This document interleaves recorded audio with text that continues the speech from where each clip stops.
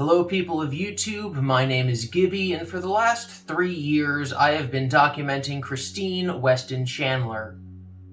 As many people know, in August of 2021 he was arrested on charges of incest with his elderly mother. He has since been in jail. His third court appearance was on February 3rd of 2022, just a week or so ago. In his first court appearance, he was read his rights and he was told what he was going to be in jail for. His next appearance was supposed to be in September of 2021, but the verdict was a continuance, as asked for by his lawyer. The new date was set for February 3rd, and now that date has come and passed. The new verdict at that appearance is another continuance. Chris's next court appearance will now be July 28th, 2022. He will have been in jail for almost an entire year before his hearing. Just to be clear, this is not his trial, this is his hearing. I've decided to pull up this tweet thread from Dumbest Lawyer on Twitter, where he discusses what a hearing is and how it relates to the Chris Chan case. This was originally written before his September hearing, but it's still applicable now. So of course all credit for this information goes to Dumbest Lawyer. A preliminary hearing is a probable cause hearing. The state testifies as to the probable cause for the defendant's arrest, and the defense argues there wasn't probable cause for the arrest, and therefore the case should be dismissed.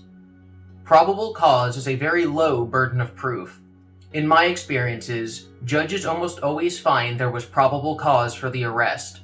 The issue isn't guilty beyond a reasonable doubt.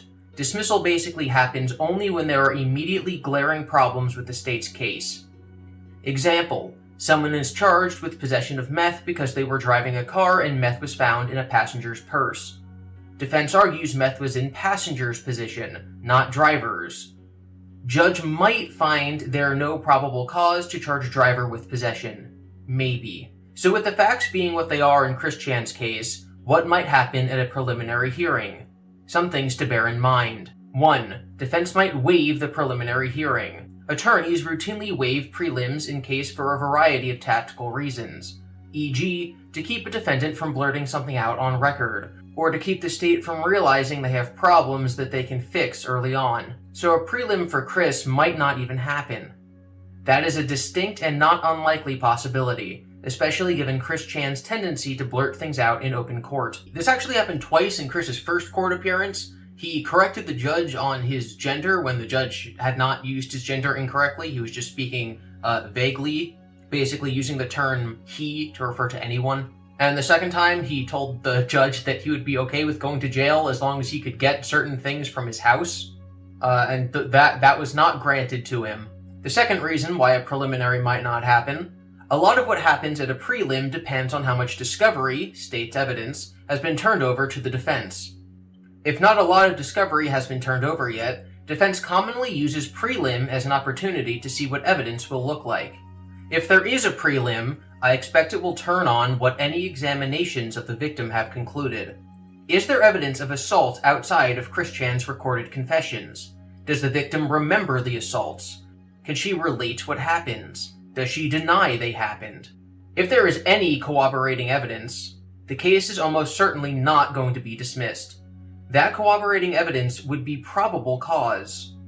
Honestly, just the confession in most circumstances is probable cause. But if there is no corroborating evidence, then I think the defense is in a position to argue that Chris Chan's confession is inherently unreliable. Quick has a long history of confessing to bizarre, untrue things at the coercion of internet trolls. And we know Quick was made to confess, true or not, by a troll. That's actually not true. We now have more information that Chris was basically bragging about the fact that he was sleeping with Barb to multiple people before he talked to Bella on the phone about it. So if there is no corroborating evidence, I do think defense is in a good position to argue Chris Chan's confession isn't reliable enough to establish probable cause and move for dismissal on these grounds. Will a judge go along with it? We will have to see. Now, after this thread was made, Chris's lawyer asked for a continuance in the first hearing. I know it was posted on the Quickie, I'm not entirely sure what the citation was, but Chris was supposed to see mandatory counseling between that September date and then the February date when the newest court hearing was supposed to happen. So whatever the results of those meetings with this psychiatric evaluator are would probably come out in the hearing. but the hearing didn't happen. So it's possible that one, the lawyer asked for another continuance because they want Chris to have more counseling so that they understand his mannerisms, psychoses, just Chris Chan in general, before he actually has to defend him in court. The other possibility is just like paperwork reasons. COVID has our justice system backed up, and this lawyer just might not have time to go over Chris's stuff. We don't know who asked for the second continuance yet, but it's very likely that this guy is just kind of pawning Chris off and pushing his future down the road. In case anyone's wondering, especially those who don't live out of the US and might not know how our system works, if Chris is found innocent and the case is dropped, then he does not get anything back for this year in jail that he would have wasted. Like, the government doesn't pay you for holding you in jail for a year.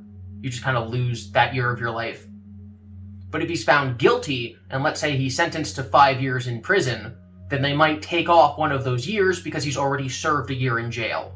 With that said, Chris seems to be fairly comfortable in jail. I think it's best both for his health and definitely Barb's that he's there. The last few years of Chris's life have not exactly been fantastic.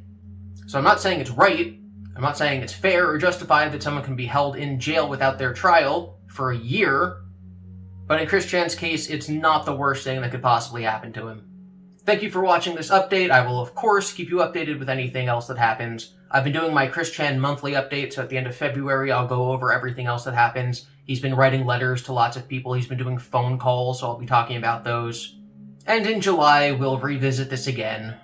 Feels like deja vu, just constantly over and over and over. The ride never ends.